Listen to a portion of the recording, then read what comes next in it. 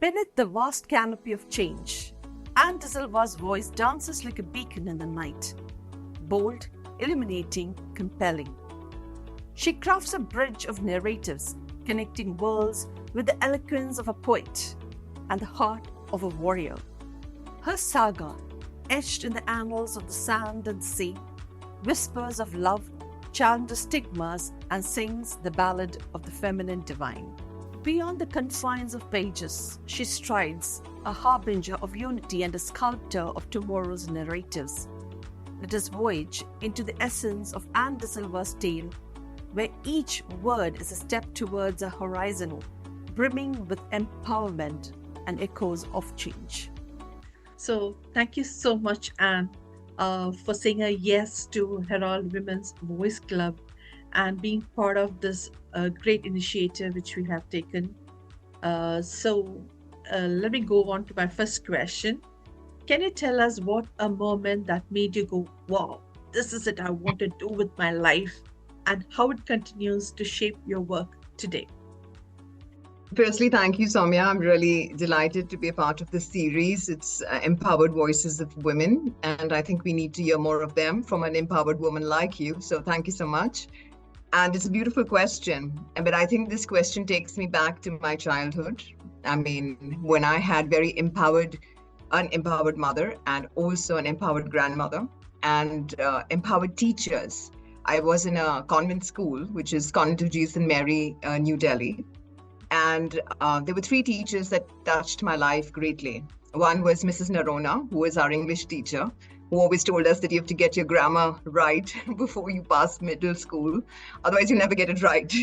So for me, I think that was the foundation of wanting to write poetry and to focus on my classes. The second one was Mrs. Ravindran.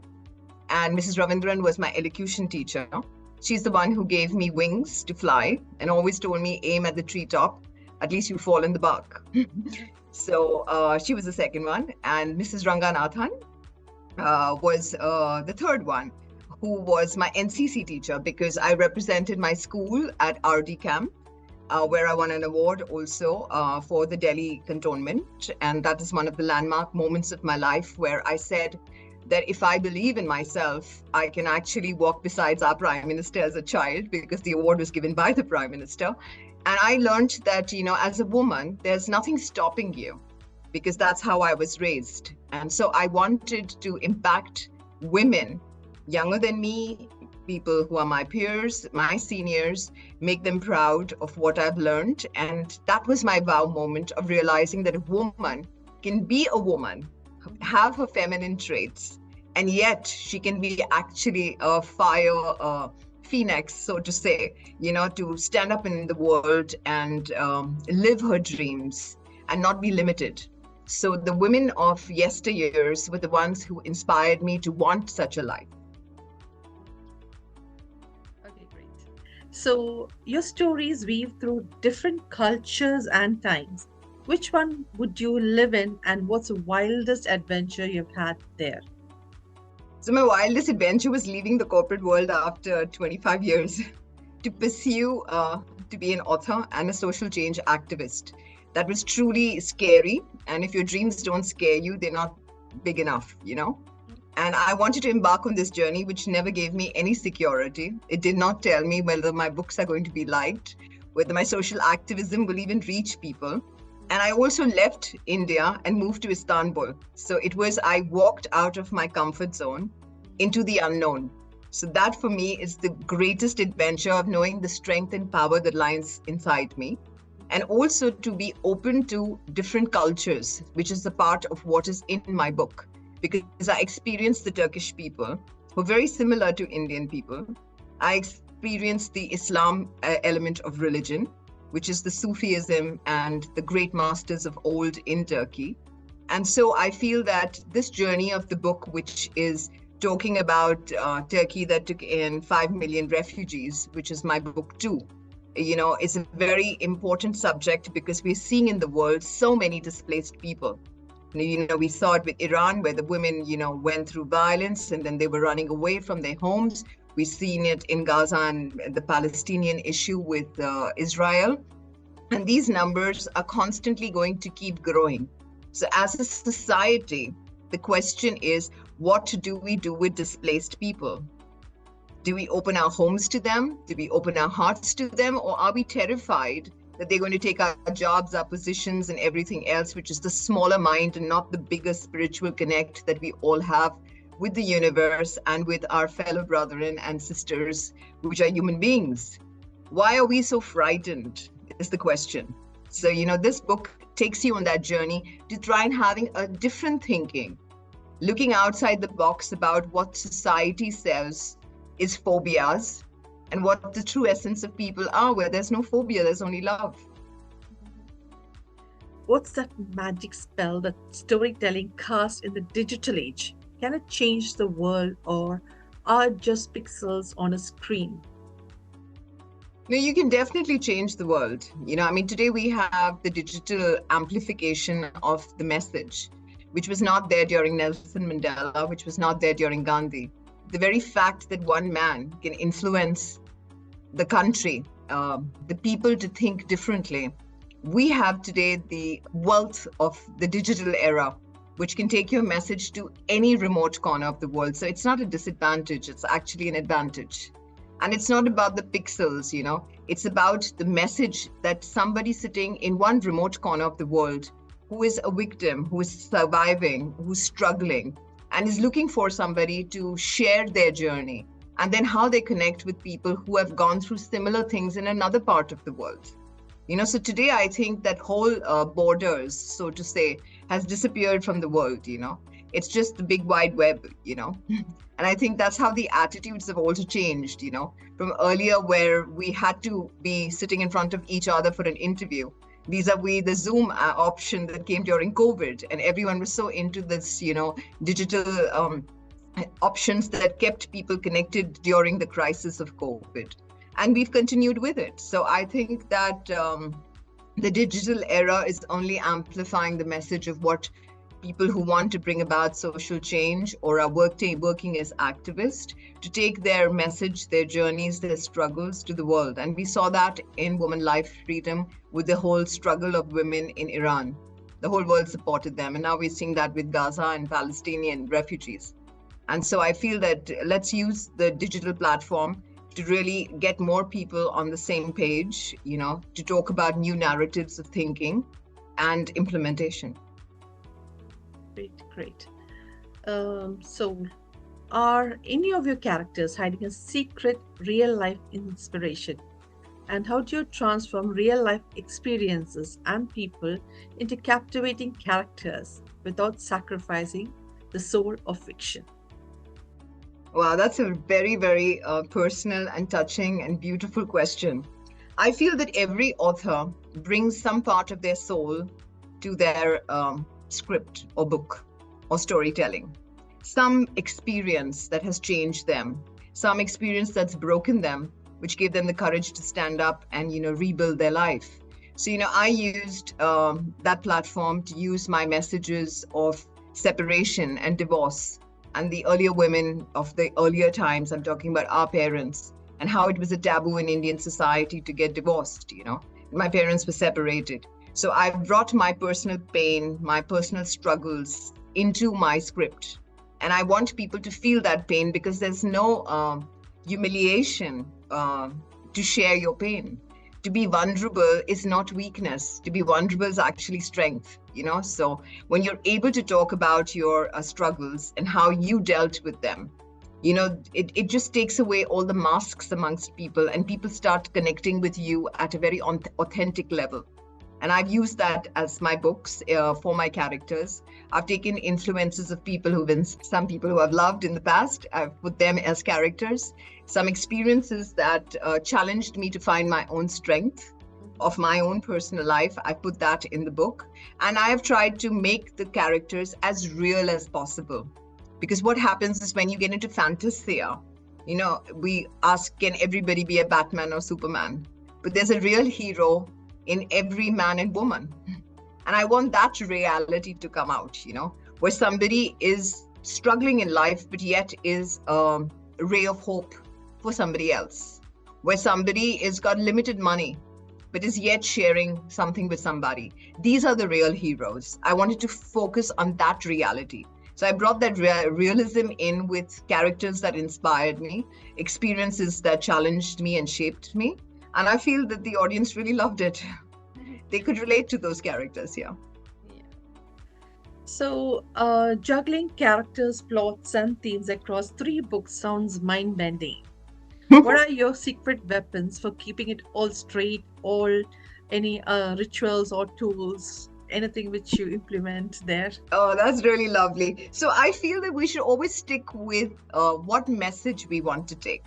That message can be amplified, or you can add suspense to it, where people question, is that message authentic? Will that person live up to what the author is trying to say? Will the characters do justice? You need to add that mirch masala, as we call it, from a creative point of view. But you always have to stay true to what you're trying to give a message.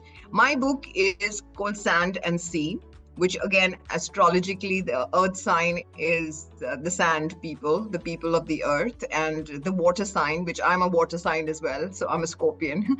So water sign is the daughters of the sea, so there is a sand and sea element in every human being. That's how human beings are. Our body is got water in it and it's got matter.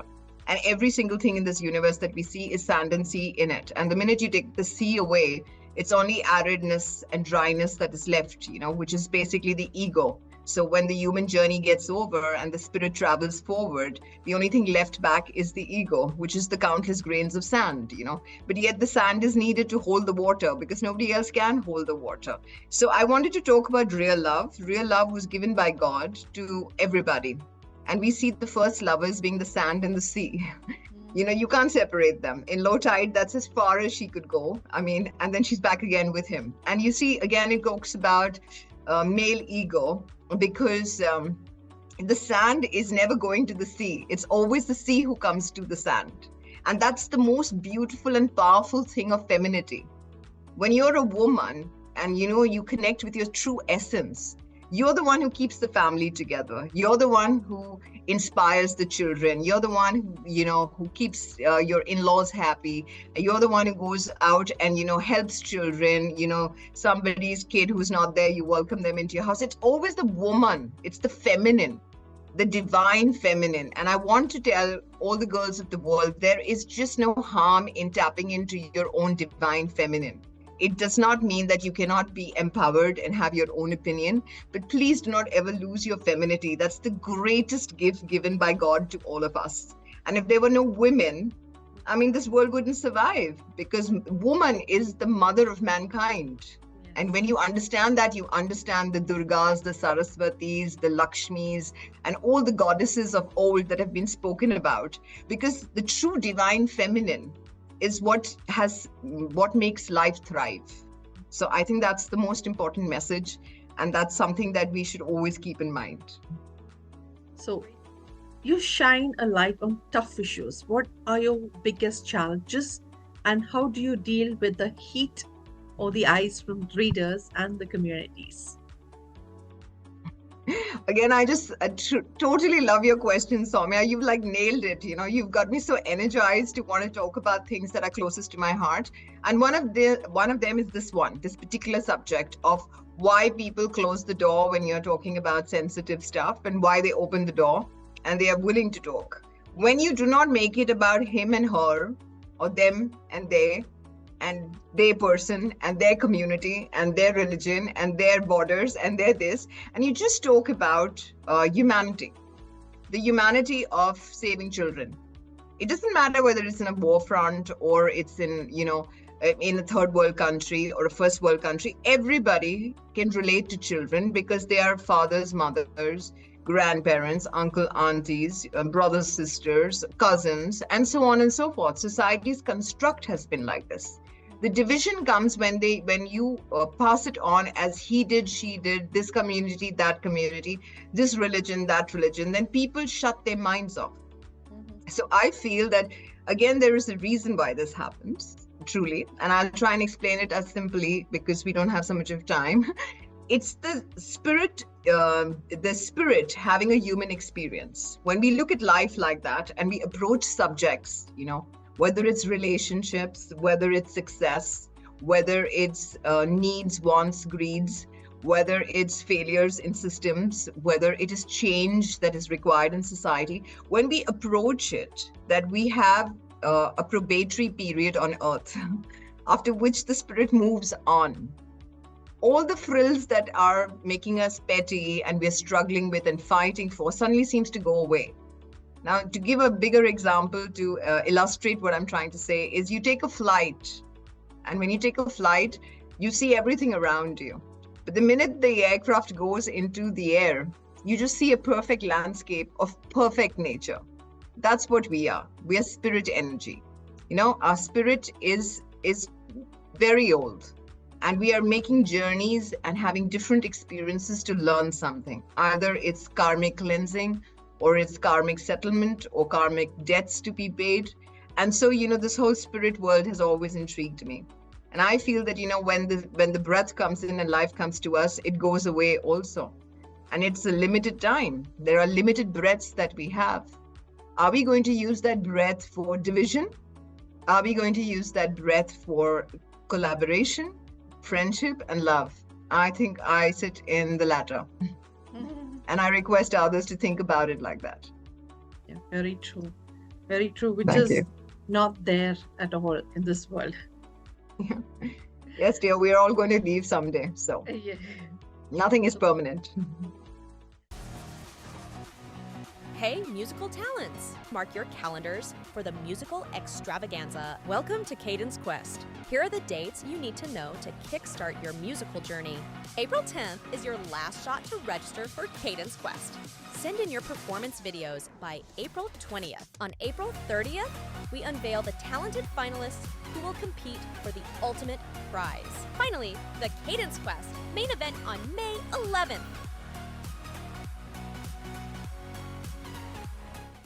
So navigating sensitive topics can be tricky. Have you ever had to tangle with censorship or resistance? How did you keep the music playing? So I did, because my book deals with Islamophobia, and it talks about displaced people. And that's something that people are very closed about, because again, they have a very frog by the pond side approach that, you know, if somebody comes into my locality or my country, I'm going to lose jobs and I'm going to do this and I'm going to do that. But that's really not true, because the universe abundantly provides for everyone. So I've always tried to bring the empathy part in, asking somebody how they would feel if such a disaster were to strike them. Because, you know, we did not know what disasters were till COVID struck us, and everybody experienced some kind of loss. I'm not only talking about loss of life, I'm talking about finances. I'm talking about relationships were compromised. True colors of relationships surfaced compared to what people believed. Even your relationship with your child and how you feel so passionately about your kid. When the child was there for 6 months in the house from morning to night, you realize the taxing responsibility of being a parent. You know, it was a wake-up call for many people, because our modern day relationships with children is that you give them iPhones, you give them iPads, you give them money, and they go to school, they go to tuition class, and you just see them in the evenings, you know. But when you are spending long hours with people, and so the reality of those relationships and how much you have sown into that relationship comes out. But the truth is that no matter what relationship it might be, external, governments, corporates, a family, relatives, siblings, if empathy is the front runner, then we try to listen. And when we listen, we understand. So whenever I've been faced with these questions where people have tried to, you know, like shout or say that they don't agree and this community is bad and this person is bad and that person is bad, I only tell them, how would you feel if you were in that place? And most of the time, the answer, I would say 99% of the time, the answer is that, oh, we didn't even think that way. I mean, I would feel terrible if I was treated that way. So you see, that's what we have to remember as a society. By ostracizing somebody or putting a community or a group of individuals, even if they're dysfunctional, If we try to ostracize them, it's going to come back to us in a very, very negative way. We have to heal these people and send them for reformation. Because there is only one true saying in this world about dysfunctionality, and that is that hurt people hurt people. Yeah. So if we are seeing somebody hurting somebody, we should know that that person needs a hug because they are hurting. Yes. And if we can give that hug at a young age, or we can give it at a formative time, during adolescence, we can take a lot of problems away. Most of these problems cement themselves in childhood and adolescence. Then becomes very difficult to change the wiring. It has to take a lot of effort from that person individually and from the ecosystem around them to try and change that, thinking process, insecurities, and a safe environment to talk about everything. So I do not disagree with anybody who doesn't like what I do. I always like to know why they disagree. And then I find out that, it's not so much of a disagreement, it's a bias or an opinion that is keeping them away from love that, they have in their mind about people. But the minute they get to know people, I think it all falls apart. Okay. So, who are the authors, activists, or historical figures that fuel your fire? How do they inspire your writing and your fight for justice? Oh, again, I love this question. So I'm a classics girl, okay? So I love Milton, Paradise Lost and Paradise Regained. Okay. Truly, that's a book that everybody should read, because we all lose our paradise along the journey of life. And then we spend all the time to try and regain that, which is what is called awareness, mindfulness, and then arriving at a place like the alchemist, but with a different thinking process compared to an unexposed person versus a person who has faced struggles and challenges.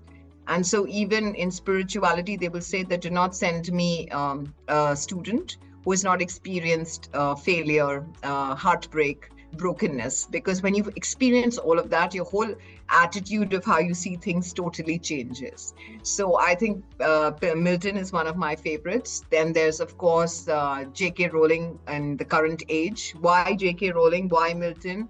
And why Tolkien, which is Lord of the Rings, is because these three authors created a world of their own.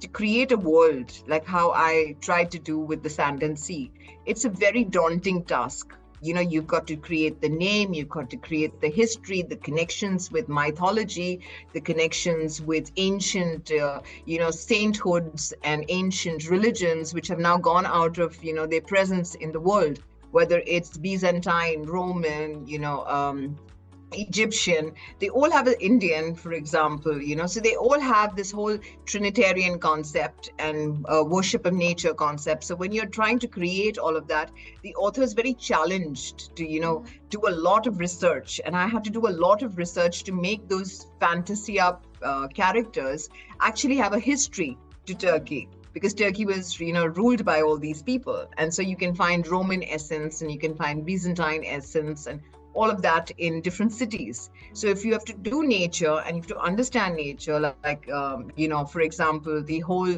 piece of Harry Potter was an iconic piece, from the school to the charms, to the language, to the everything. She'd created that, So it's brilliant. Or, for example, Lord of the Rings, the Middle World, the Hobbits, and all of that was created by him. To create something like that really takes your soul, I would say.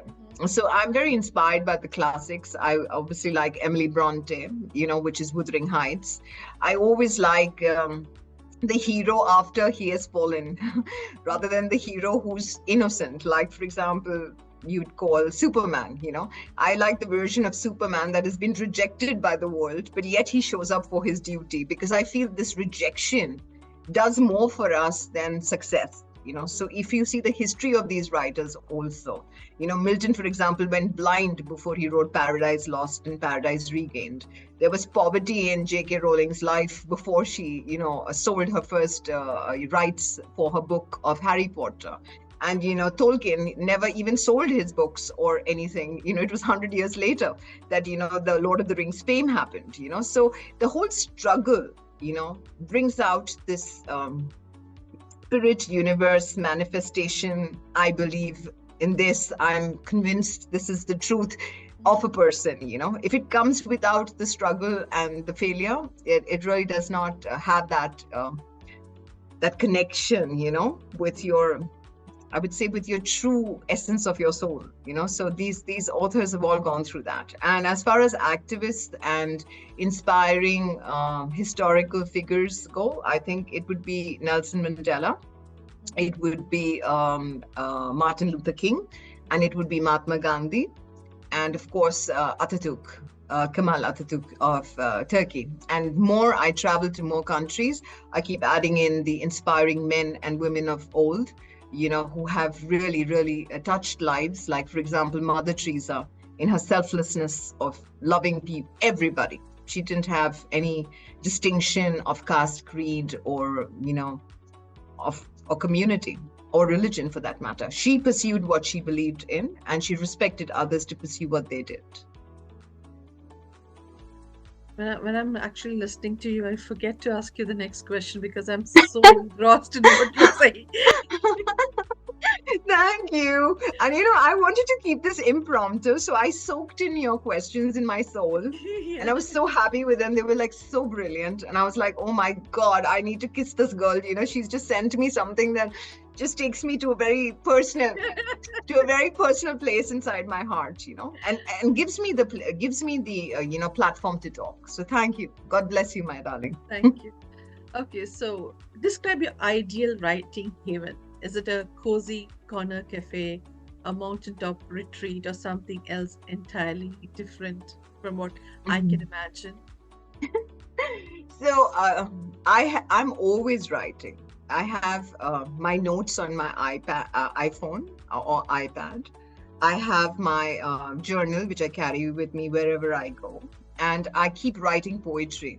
For me, poetry is second language, it's just second nature. I speak in rhyme, I write rhyme. I've been doing it since I was 5 years old. It's just natural. It comes to me very naturally. And when I was writing this book, everyone told me you cannot, especially the publisher, you cannot put poetry into the book. But if you go and see the reviews on Goodreads and everywhere else, everybody has loved the poetry. So again, let's not sit in boxes of what has been done, because if you can do something different and you believe, you do it for yourself, not for others, but you believe this is going to bring value and connect with people, then you should do it, because your gut is never wrong. I mean, in a given situation, we can only see around us, we can't look behind our head. But you can walk into a room and you can feel there's something off with the energy there. There's something off with a particular person, or you feel you are at risk.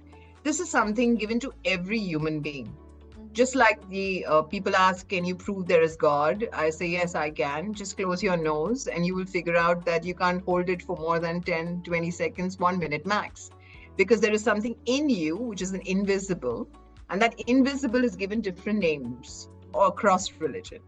But a spiritual person will tell you that that is the God essence that comes into us when life starts, and it departs and goes onwards and merges back into the true essence after. But if you go the religious way, then it's a different definition, and they will say this is breath, this is this. Scientists will say this. Just take away all of that. Just if you keep it very like you're trying to explain to a 2-year-old, a 3-year-old child, what is there? And same way, if you see the birth of a child, I must add this here, there is the umbilical cord connection. So the umbilical cord connects to the mother, and therefore the mother will always be connected to the child. The same way, there is the invisible umbilical cord between the creator and the creation, and there's never ever going to take us away from it. So you don't really have to pray before an exam or, just when you're going for something important. You always need to keep that relationship active, that communication active, and that is going to always be like a channel for your creativity, for your strength, for your belief, for your, passion. And it will guide you to what is your calling, because without a purpose, there is no life. Each of us need to have a purpose of why we are here. That question is very imperative to ask. Why are we here?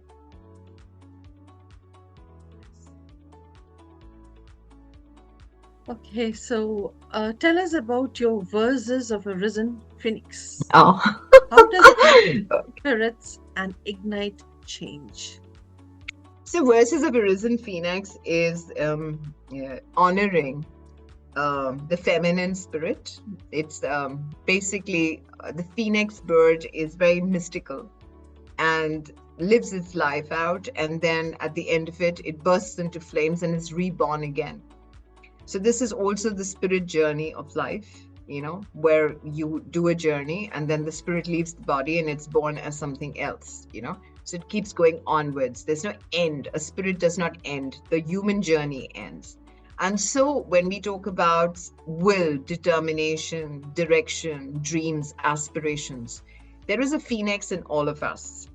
And why I say I've dedicated this to women, because women at some level know there is a divine feminine, but it's always deprived, it's always curtailed, it's always held behind. And there have been the dark ages when women have struggled to have their rights, have their opinions, have a fair seat at the table. So yes, I feel that I want to empower women, I want to support women, I want to encourage them. And I would love that this tribe of sisters is truly a tribe that cheers for each other and rather than criticizes each other. And I feel that that's when we'd all be empowered, when we do not find the need to celebrate 8th of March, but to celebrate our achievements in a financial year or in a calendar year. And there will always be achievements as a man, as a woman. And we should bring to that table that, so many girls have been educated in 23, 24. So many women have got justices for violences against them. And so much has been done for gender harmony. So much has been done for education of the girl child. So much has been done to abolish regressive practices across various countries. I think that needs to be celebrated rather than a day. Because a day is not going to make any sense. It's just going to go, everyone's going to send cards to each other, they're going to clap for each other. And then again, the struggle of a woman against a woman and criticism. So they say empowered girls support each other, cheer for each other. Let's build that tribe. Let's see where we were last year and how further we've gone in this year. Very nice. Thank you. So imagine a collaboration that would blow everyone's minds. Who would you partner with and what would you achieve together? Wow, that's a beautiful question. I basically now at the current moment, I'm in the phase of my book getting made into a Bollywood film. So I think it's a dream come true with Premraj Soni. And he believes in the concept, he believes in the subject, and he's totally invested that he's going to do this. So I feel I'm already in that place where, this book is going to become a film or a series. And, we are in the process of evaluating cast and crew and which channel and everything else, which is with the director. It's his prerogative and decision. But from a creative aspect, it's going to become a film. So I think it's a great achievement. It's a great encouragement that storytelling can actually reach a wider audience when it's a film or it's a series. Because some countries people read, like India, lots of kids and adults read books and it's a part of their lifestyle. But in some countries they don't, yeah? So I feel films and movies and documentaries have a wider reach. So that's one dream which has come true and it's phenomenal. And the second is I'd like to do a project with Angelina Jolie on displaced people. So I do have a script which I've worked on and the struggles that they go through. And she has done a phenomenal job of 21 years supporting refugees. So I would like somebody who's got her hands dirty, struggled and stood for people as a person to be associated with, because she'd bring a lot of credibility and authenticity and her soul to it. Great. It is like, it's so awesome. And like knowing you more and more, it's like you're in a cave and you like go deeper and you find a lot of jewels everywhere. Yes, dear, I think so. So kind of you, thank you. Okay, so if you could write a self-help book based on your experience, what would be the title and share the most valuable life lesson you've learned through your work. Don't waste your 24 hours because you will regret it. And that's a life lesson I've learned. Not to be in yesterday, which I'm still struggling with. It's work in progress, actually, because the yesterday always pulls all of us, or we're running into the tomorrow. And so we waste our today. So I would write a book on what is the benefits of being grounded in the now. Okay. So I think all my viewers and readers would be like jotting down points. Maybe I should write it, Soumya. Now that you brought it up, I should write it, I feel. Yes, yes. I should. You should actually, Anne, Yeah. because see, what happens is like, because we speak, okay, maybe my, the audience or the readers are lucky, like they get to my most important question. So what kind of legacy do you hope to leave with your work? Are you aiming to be remembered as a literary legend, a social justice warrior, or something else entirely? So I'm going to answer this in two different ways, all and none. So none, because I want to be somebody who just challenges the current narratives and makes people think that they can have a different option. They don't have to continuously follow what has been following for the last 20 years, 50 years, whatever. And you can always have an out of the box approach to address pressing issues in the world, issues that are separating people, like we are currently seeing, issues in government governance, in government elections, in all of that, how we can bring change in that as the modern 21st century person. So I would say that is what I want to do in terms of challenging the current narratives which are not benefiting people or are benefiting only a segment in society and not for all. Okay. So now that could either make me an activist or it could make me a literary person because my books are read. So that's secondary. I feel I do not look at the prize. I want to look at the impact. That is the only legacy I want. As long as we do what we love, I think the accolades will come, you know? So I feel my calling is now to give back to the world. My calling is to be a person that stands for love in a world that is becoming very distant.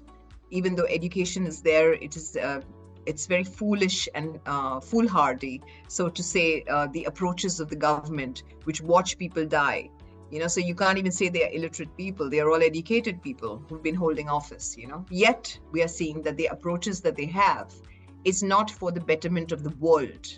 So when we talk, we have to talk world. We cannot say countries. We have to say everybody, because we have something like the global warming and the earth crisis.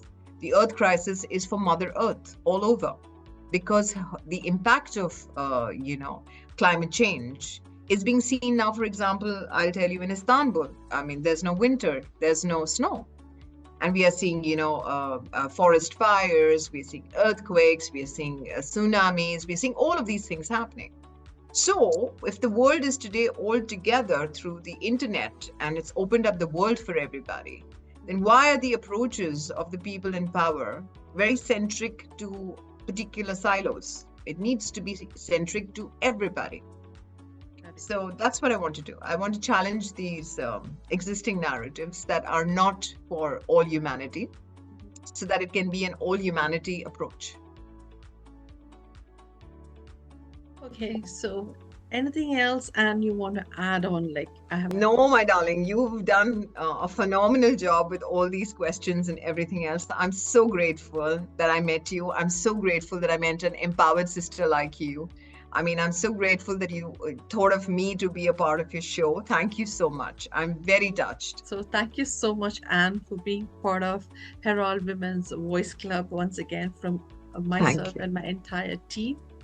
Yes. And it was a privilege talking to you, and we are looking Likewise, my wonderful sister. Thank you so much, and lots of love to all your team.